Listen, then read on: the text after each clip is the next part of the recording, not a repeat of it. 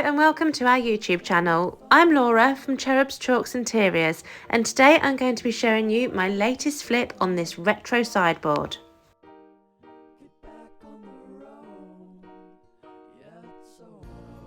As soon as I saw this piece, I knew it had potential. However, as you can see, it needs some work. I definitely want to remove these hinges and the hardware as they're not really my style.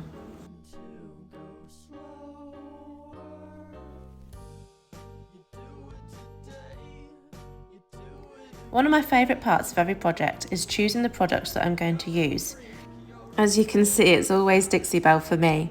Before I start any project, I give it a real good clean with White Lightning Cleaner. I mix this up with some water and spray the whole piece before rinsing with plain water. Now, as I'll be removing the original hardware and hinges, there'll be some holes to fill.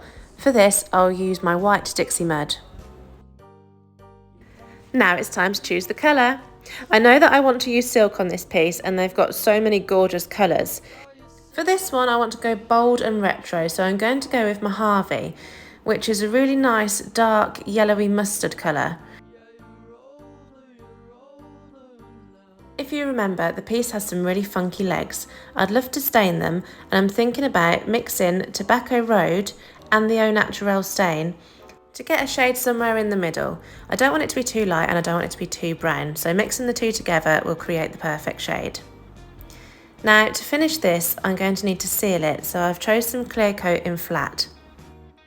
Now I've made the decision on all of my products, it's time to get started. Okay, so first of all, I've got to get rid of these hinges. I've ordered some plain black cabinet hinges, which I will attach at the end. Now it's time to fill those holes with my Dixie Mud. I'll wait for this to dry and then sand it smooth. I will then sand the whole piece with my electric sander. This creates a good key for the paint to adhere to. Then I will clean the whole piece using my White Lightning mix and give it a good scrub. Okay, so as I said before, I'm going to be using a combination of these two Voodoo gel stains. You can mix any of the colours to create the perfect shade for your piece. Here I'm using a roughly 50-50 mix and then just giving it a good stir. Now for the first coat of this, I always mist all of the surface with my water. This just helps the first coat to really absorb into the wood grain. I'm using my Dixie Belle Foam and Dandy brush. These work great for applying stains.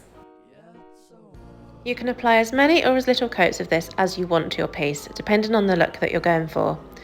If I'm just looking for light coverage, I tend to go for one coat, but for this piece I used two to cover up all that orange wood. I've left the stain overnight to dry, and now I am applying the flat clear coat using another Foam and Dandy brush. Now it's time to start painting. I've started off painting the interior, as this might be visible through the slats at certain angles. And now I'm going to paint all of those slats and get into all of the details using my mini angle brush. When painting the large flat surface on the top, I get the paint on in workable sections and then I do one smooth pass all the way from one side to the other. I applied a total of 3 coats to this piece for full coverage.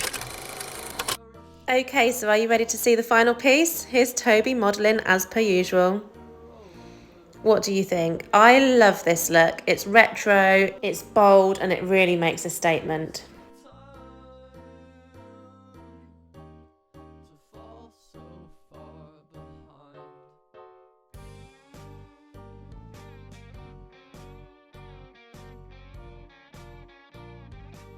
I hope you've enjoyed watching along with us today.